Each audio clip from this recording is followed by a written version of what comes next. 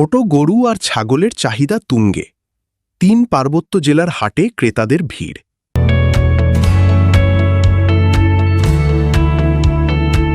পার্বত্য কণ্ঠ রিপোর্ট। ধীরে ধীরে জমে উঠেছে ৩ পার্বত্য জেলা রাঙামাটি, খাগড়াছড়ি এবং বান্দরবানের কুরবানির পশুর হাট। তবে এবারের বাজারে কয়েকটি বিষয় সবচেয়ে বেশি আলোচনায় রয়েছে।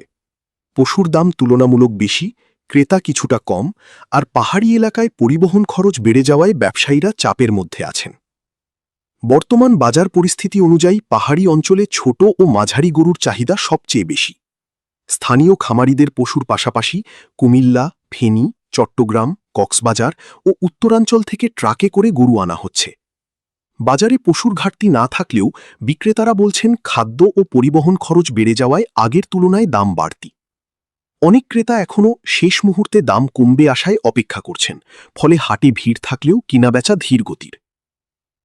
৩ পার্বত্য জেলায় ছোট গরু ৭০,০০০ থেকে ১,১০,০০০ টাকা, মাঝারি গরু ১,২০,০০০ থেকে ২ লাখ টাকা, বড় গরু ২,৫০,০০০ থেকে ৫ লাখ টাকা, ছাগল ১৫,০০০ থেকে ৪০,০০০ টাকা এবং ভেড়া ১৮,০০০ থেকে ৩৫,০০০ টাকার মধ্যে পাওয়ার সম্ভাবনা রয়েছে বলে বিভিন্ন সূত্রে জানা গেছে।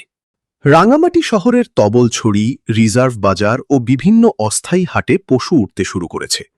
এছাড়া বাঘাইছড়ি, লংগদু, কাপ্তাই, কাউখালীতেও জমে উঠেছে পশুর বাজার। প্রতি বছরের ন্যায় এবারও শহরের সবচেয়ে বড় পশুর হাট বসেছে পৌর ট্রাক টার্মিনালে। এখানে স্থানীয় চাকমা ও বাঙালি খামারিদের গরুর চাহিদা বেশ ভালো, তবে ক্রেতারা বেশি খুঁজছেন মাঝারি সাইজের দেশি গরু। খাগড়াছড়ির মাটিরাঙ্গা, গুইমারা ও খাগড়াছড়ি সদর এলাকায় হাটে পশু সরবরাহ বাড়ছে। সীমান্তবর্তী এলাকা থেকে কিছু ভারতীয় জাতের গরুও এসেছে বলে ব্যবসায়ীরা দাবি করছেন। পাহাড়ি রাস্তার কারণে পরিবহন খরচ বেশি হওয়ায় দাম তুলনামূলক উঁচু। বান্দরবানের মধ্যে বান্দরবান সদর, লামা ও আলীকদম এলাকায় ছোট গরু ও ছাগলের চাহিদা বেশি। পর্যটন নির্ভর অর্থনীতির কারণে অনেক পরিবার এবার বাজেট কমিয়েছে বলে ব্যবসায়ীরা জানিয়েছেন। রুমা ও থানচির মতো দুর্গম এলাকায় পশু সরবরাহ সীমিত হলেও ঈদের আগে আরও বাড়বে বলে আশা করা হচ্ছে। এই ৩ পার্বত্য জেলায় চট্টগ্রাম অঞ্চলের প্রভাবও কম নয়। পার্বত্য ৩ জেলার পশুর বাজার অনেকটাই চট্টগ্রামের পাইকারি বাজারের উপর নির্ভরশীল। এবার চট্টগ্রামে পশু সরবরাহ ভালো থাকলেও ক্রেতা তুলনামূলক কম বলে বিভিন্ন প্রতিবেদনে উঠে এসেছে। সারা দেশের ন্যায় পার্বত্য জেলাগুলোতেও র্যাব ও আইনশৃঙ্খলা বাহিনী জাল টাকা প্রতিরোধ সহ নিরাপত্তা জোরদারে গুরুত্বপূর্ণ ভূমিকা রাখছে। এছাড়া ক্যাশলেস লেনদেন বা মোবাইল ব্যাংকিং ব্যবহারে উৎসাহ দেওয়া হচ্ছে।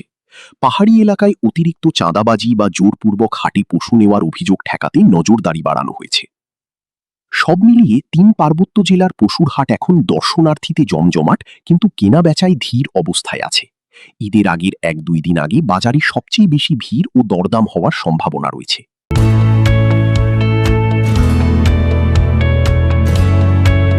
আশিকুর রায়হান ভূঁইয়া, সম্পাদক, সাপ্তাহিক পার্বত্য কণ্ঠ।